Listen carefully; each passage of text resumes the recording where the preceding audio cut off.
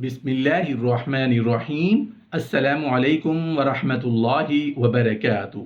موت ایسے ہی نہیں آ جاتی بلکہ چند دن پہلے کچھ نشانیاں نظر آتی ہیں۔ قرطبی رحمۃ اللہ علیہ فرماتے ہیں کہ ایک پیغمبر نے ملک الموت سے فرمایا، کیا آپ کا کوئی قاصد نہیں ہے کہ آپ اسے بندوں کے پاس پہلے بھیج دیں کہ وہ موت سے باخبر ہو جائے؟ ملک الموت نے کہا، ہاں ہے واللہ، میرے بہت سے قاصد ہیں جو بندے کو موت سے پہلے ہی خبردار کر دیتے ہیں۔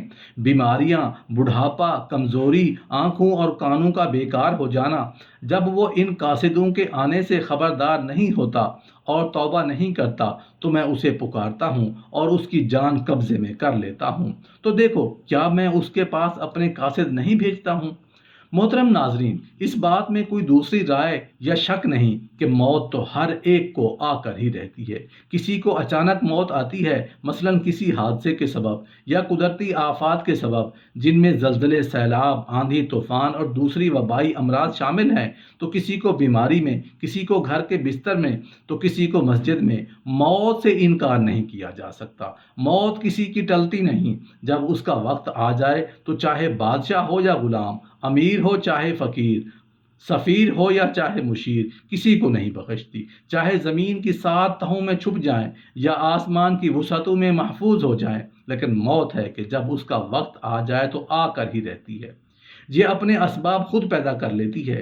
اس ویڈیو میں موت کی حقیقت کے بارے میں جانیں گے اور ایسی چند نشانیاں بھی بیان کریں گے جن کو سائنس بھی تسلیم کرتی ہے اور مانتی ہے کہ موت آنے سے قبل یہ نشانیاں ہر ایک پر ظاہر ہوتی ہیں۔ جب یہ نشانیاں ظاہر ہوں تو سمجھ جائیں موت کا وقت قریب ہے۔ محترم ناظرین، خالق کائنات نے ہر ذی روح کے لیے موت کا وقت اور جگہ متعین کر دیا ہے۔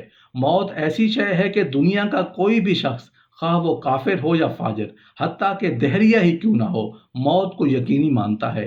اگر کوئی موت پر شک و شبہ بھی کرے تو اسے بے وقوفوں کی فہرست میں شمار کیا جاتا ہے، کیونکہ بڑی بڑی مادی طاقتیں اور مشرق سے مغرب تک قائم ساری حکومتیں موت کے سامنے عاجز و بے بس ہو جاتی ہیں۔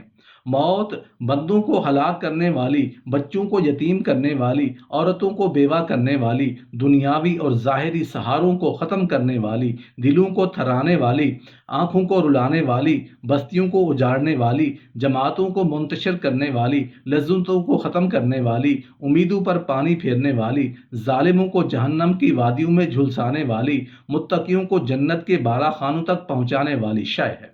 موت نہ چھوٹوں پر شفقت کرتی ہے، نہ بڑوں کی تعظیم کرتی ہے، نہ دنیاوی چودھری سے ڈرتی ہے، نہ بادشاہوں سے ان کے دربار میں حاضری کی اجازت لیتی ہے۔ جب سبھی حکم خداوندی ہوتا ہے تو تمام دنیاوی رکاوٹوں کو چیرتی اور پھاڑتی ہوئی مطلوب کو حاصل کر لیتی ہے۔ موت نہ نیک صالح لوگوں پر رحم کھاتی ہے، نہ ظالم کو بخشتی ہے۔ اللہ تعالیٰ کے راستے میں جہاد کرنے والے مجاہدوں کو بھی موت اپنے گلے لگا لیتی ہے، اور گھر بیٹھنے والوں کو بھی موت نہیں چھوڑتی۔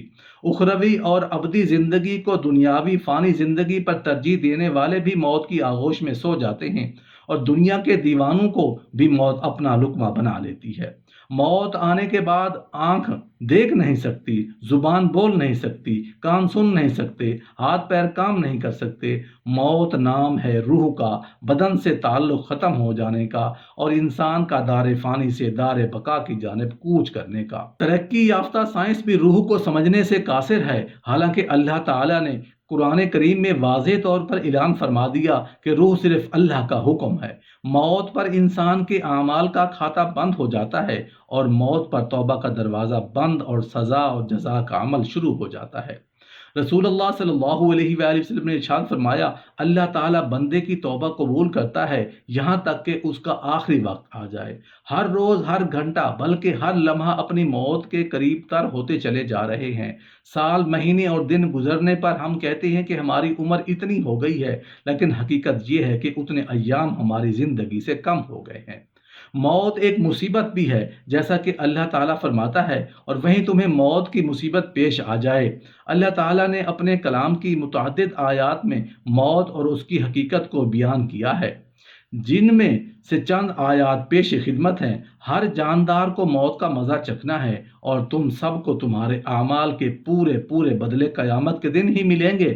پھر جس کو دوزخ سے بچا لیا گیا اور جنت میں داخل کر دیا گیا وہ صحیح معنی میں کامیاب ہو گیا، اور یہ دنیاوی زندگی تو جنت کے مقابلے میں دھوکے کے سامان کے سوا کچھ نہیں ہے۔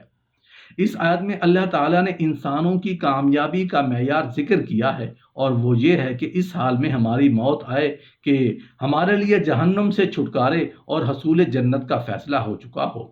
اس زمین پہ جو کوئی بھی ہے فنا ہونے والا ہے، اور صرف تمہارے پروردگار کی فضل والی، جلال والی، فضل والی، کرم والی ذات باقی رہے گی۔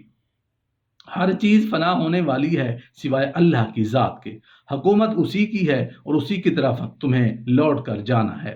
محترم ناظرین، اب آتے ہیں موت کی چند نشانیوں کی جانب۔ جب موت کا آخری وقت ہوتا ہے تو یہ تین نشانیاں ہر ایک پر ظاہر ہوتی ہیں۔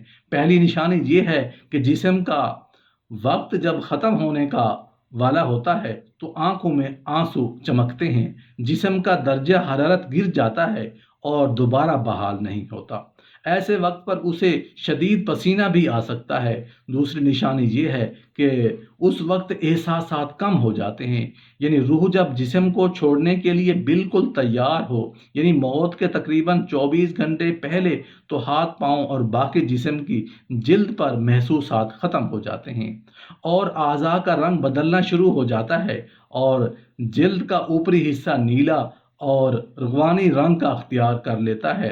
تیسری نشانی سانس کی بے ترتیبی ہے۔ یہ نشانی ایک واضح نشانی ہے جب انسان کا سانس اکھڑنا شروع ہو جاتا ہے اور بے ترتیب ہوتا چلا جاتا ہے اور دھیرے دھیرے بجھ جاتا ہے۔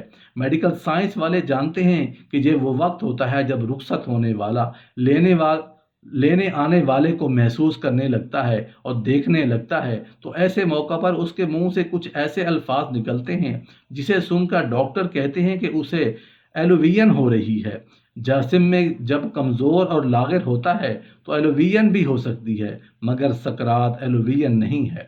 اور اہل علم اس بات کو اچھی طرح سے جانتے ہیں کہ ساری زندگی جسم کو خون پمپ کرنے والے دل کی دھڑکنیں موت سے کچھ دیر پہلے بے ترتیب ہو جاتی ہیں، اور نبض اس قدر سست ہو جاتی ہے کہ اسے ہاتھ سے محسوس کرنا مشکل ہو جاتا ہے، اور یہ بہت بڑا اشارہ ہوتا ہے کہ جسمانی اعضاء اپنا وقت پورا کر چکے ہیں اور ان قریب بجھنے والے ہیں۔ جسم کا وقت جب ختم ہونے والا ہوتا ہے تو آنکھوں میں آنسو چمکتے ہیں اور جسم کا درجہ حرارت گر جاتا ہے اور دوبارہ بحال نہیں ہو پاتا۔ ایسے موقع پر اسے شدید پسینہ بھی آ سکتا ہے۔ ایسے موقع پر کمزور دل افراد اپنے جذبات پر قابو نہیں رکھ پاتے، تو انہیں چاہیے کہ مریض کے پاس نہ رہیں اور اس کے پاس ہرگز مت روئیں، کیونکہ جسم کی سماعت کی حس پوری طرح سے کام کر رہی ہوتی ہے، اور محبت کرنے والے اہل خانہ کو تکلیف میں دیکھنا بھی ایک تکلیف ہے۔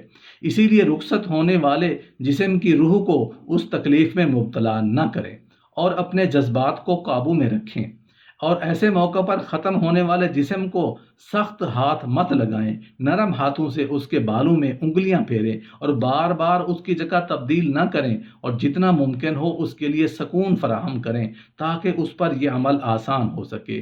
کچھ لوگ ایسے وقت پر مریض کو کلمہ پڑھنے پر مجبور کرتے ہیں۔ اگر مریض مسلمان ہے تو ہرگز ایسا مت کریں، اور مریض کو مجبور کرنے کی بجائے آہستہ آواز میں اس کے قریب یہ کلمات ادا کریں تاکہ وہ سن سکے، کیونکہ اس کی سماعت کی حس کام کر رہی ہوتی ہے۔ اور یاد رکھیں بطور مسلمان وہ یہ کلمات اپنی زندگی میں ادا کر چکا ہے، اس لیے اس موقع پر اگر وہ اپنی زبان کی کمزوری کی وجہ سے یہ کلمات ادا نہ کر سکے تو کوئی بات نہیں، اور ہرگز اسے گناہگار شمار مت کریں۔ اللہ تعالیٰ نے اس کی زبان سے یہ کلمات اس کی زندگی میں سن رکھے ہوتے ہیں، اور وہ بڑا ہی غفور الرحیم ہے۔ ایک نیک دل بزرگ کی پرچون کی دکان تھی، اور یہی ان کے روزگار کا ذریعہ بھی۔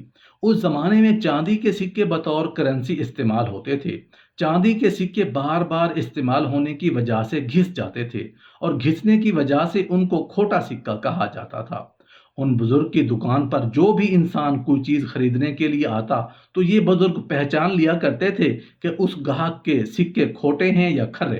جو سکے کھوٹے ہوتے تھے یہ بزرگ ان کو جاننے کے باوجود وہ کھوٹے ہیں رکھ لیا کرتے تھے اور گاہک کو سامان دے دیا کرتے تھے۔ ساری زندگی یہی معمول رہا۔ کہا جاتا ہے کہ جو اللہ کے نیک بندے ہوتے ہیں ان کو موت سے پہلے محسوس ہو جاتا ہے کہ ہمارا بلاوا آنے والا ہے۔ جب ان بزرگ کو محسوس ہوا کہ یہی میری زندگی کے آخری لمحات ہیں تو انہوں نے اس وقت اللہ رب العزت کے حضور ہاتھ اٹھا کر دعا کی کہ اے اللہ، میں ساری زندگی تیرے بندوں کے کھوٹے سکے وصول کرتا رہا ہوں، تو بھی میرے کھوٹے اعمال قبول فرما لے۔